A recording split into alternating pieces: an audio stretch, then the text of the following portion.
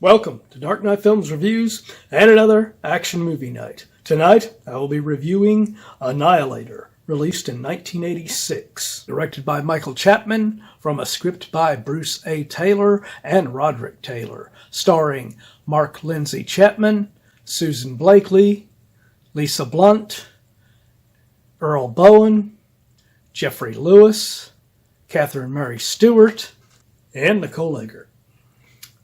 Now, this is a TV movie which was intended to be a television series, which explains the open ending to this film. This one, you can tell, takes a lot of influence from The Terminator. Well, even though it apes a lot of the style and visual cues from James Cameron, it is more or less just an action film. And it has a great story, though.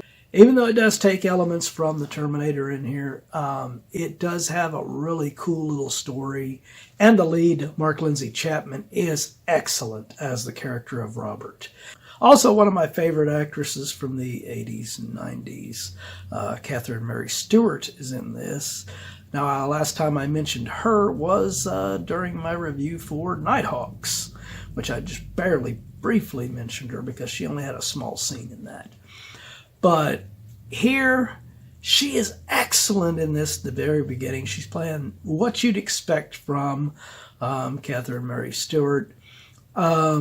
But then she goes on this trip. And when she comes back, she's different. And it was really interesting to get to see Mary Stewart playing this Angela character because it gave her a chance to play a villain. And I've never seen her play a villain before. And like I said, prior to her going on her trip, she wasn't a villain. But when she comes back, it's not really her. Spoiler alert. She's been replaced by this robotic alien character.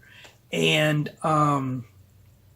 we don't ever find out what happened to the real Angela, whether they just killed her and replaced her with this duplicate.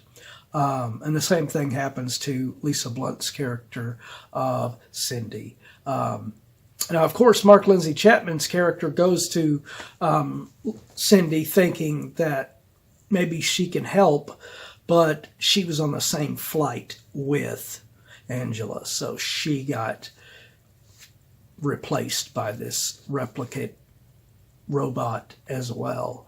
And the effects on the robots in this, although it's a TV budget, they are very, very well done. So well done that this movie actually got nominated for Best Visual Effects for a miniseries or special. And that's something to be nominated. I mean, didn't win, but it just shows how great the effects were in this, that it actually got recognition from the Emmy Awards. Now, like a lot of award shows, they don't really matter worth a shit anymore. But back during this time, this was back when award shows were actually worth a damn. You also have great character actors supporting Mark Lindsay Chapman in this film. You have Earl Boen, who was actually in The Terminator, as the doctor that was studying race in there. And he luckily left before The Terminator came in for his big police station massacre.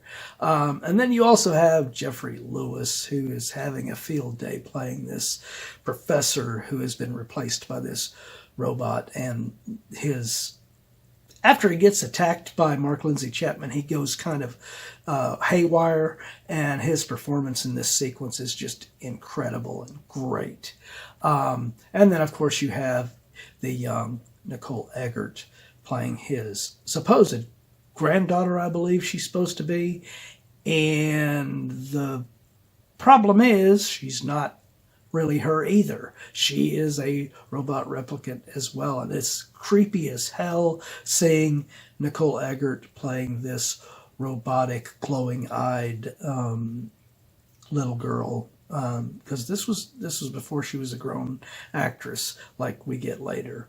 But she is great in this. And then, of course, you have Susan Blakely playing this character of Layla, who pops up after Catherine Mary Stewart's character and Lisa Blount's character have both been dispatched and taken out of the picture. I hated seeing Catherine Mary Stewart eliminated from this film so early, but man, I wish this would have went on to become a series, because maybe we would have got to see her come back, because like I said, maybe she's not dead. Maybe they, maybe she's on some alien ship being kept on ice or something, or being kept prisoner and everything. And we could have saw Mark Lindsay Chapman try to get to her, to rescue her, find out where she's at and everything. But no.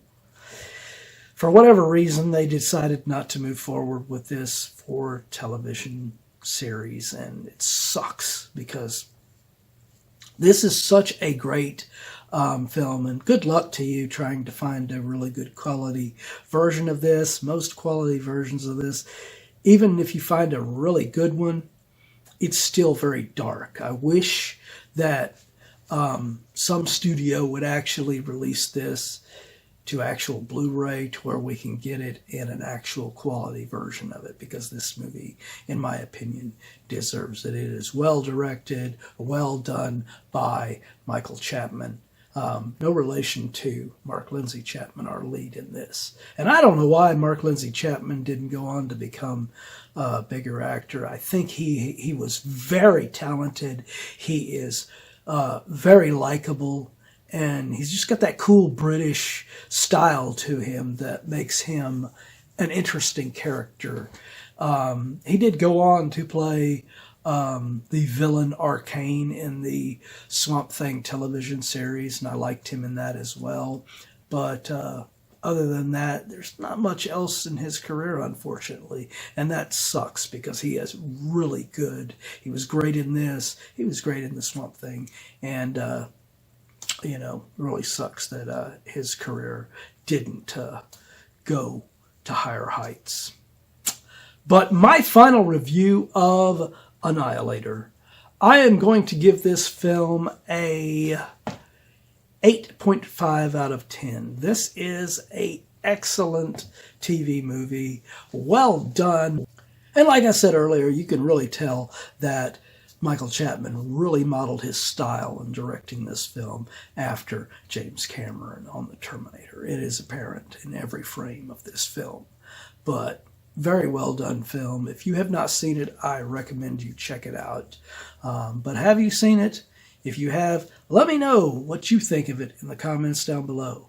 And as usual, if you enjoyed this video, do not forget to like, share, and subscribe. And don't forget to click that bell icon so you can be notified about future videos just like this one. And while you're by the subscribe button, click that join button and become a Dark Knight fan. As a Dark Knight Fan Plus member, you have access to an area on the channel right now where you can request a movie, TV series, or ranking video of your choosing. And when that video goes up, it will go up for all Plus members prior to it going up for all other subscribers. So, you want to get interactive and help me to get more reviews on here that I might not normally do, become a Plus member. Well, that's it for another action movie night. If you missed last week's action movie night, check out the link above to get caught up on that one. And if you've missed any other videos, check out this down here where you can watch a playlist of any of our action movie nights that you have missed.